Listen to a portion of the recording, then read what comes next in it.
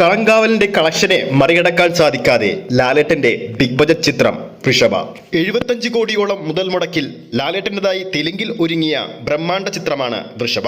Cinema ഇന്നലെയാണല്ലോ തിയേറ്ററുകളിലെത്തിയത്. ചിത്രം ആദ്യ ദിവസം ആഗോള ബോക്സ് ഓഫീസിൽ നിന്നും 88,20,000 രൂപയാണ് സ്വന്തമാക്കിയത്. കേരള ബോക്സ് ഓഫീസിൽ നിന്നും ആദ്യ ദിവസം 43 ലക്ഷം രൂപയും റെസ്റ്റ് ഓഫ് ഇന്ത്യൻ ബോക്സ് ഓഫീസിൽ നിന്നും 26 ലക്ഷം രൂപയും സ്വന്തമാക്കി.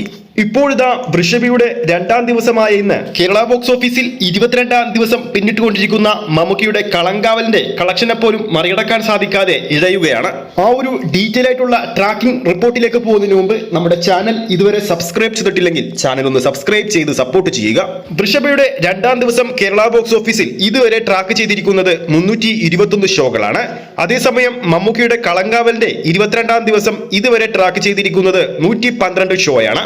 വൃഷഭക്ക് 2796 പ്രേക്ഷകരെ ഓഡിയൻസായി ട്രാക്ക് ചെയ്യുമ്പോൾ കളങ്കാവലിന്റെ 22ാം ദിവസം 4559 പ്രേക്ഷകരെയാണ് ഓഡിയൻസായി ട്രാക്ക് ചെയ്യുന്നത്.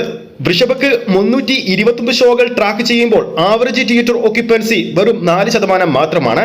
എന്നാൽ കളങ്കാവലിന്റെ 22ാം ദിവസം 112 ഷോകൾ ട്രാക്ക് ചെയ്യുമ്പോൾ ആവറേജ് തിയേറ്റർ ഓക്യുപ്പൻസി 24%.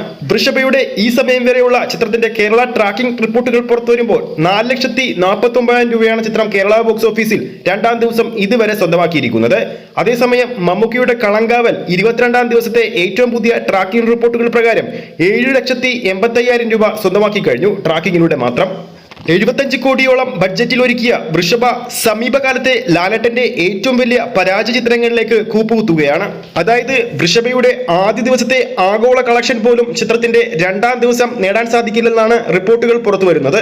ഇതൊരിക്കലും ആ ഒരു സിനിമയെ മോശമായി പറയുന്നതല്ല, കൃത്യമായ കണക്കുകൾ നമ്മുടെ പ്രേക്ഷകരിലേക്ക് എത്തിക്കുന്നതെന്ന് മാത്രമേ ഉള്ളൂ. വരുന്ന വർഷം നമ്മുടെ സ്വന്തം മമ്മൂക്കും ലാലേട്ടനും മികച്ചൊരു വർഷമാകട്ടെ നമുക്ക് ആശംസിക്കാം. ഈ ഒരു വീഡിയോ ഇഷ്ടപ്പെട്ടിട്ടുണ്ടെങ്കിൽ വീഡിയോ ലൈക്ക് ചെയ്യാനും ചാനൽ സബ്സ്ക്രൈബ് ചെയ്യുന്ന കാര്യവും പരിഗണിക്കുക.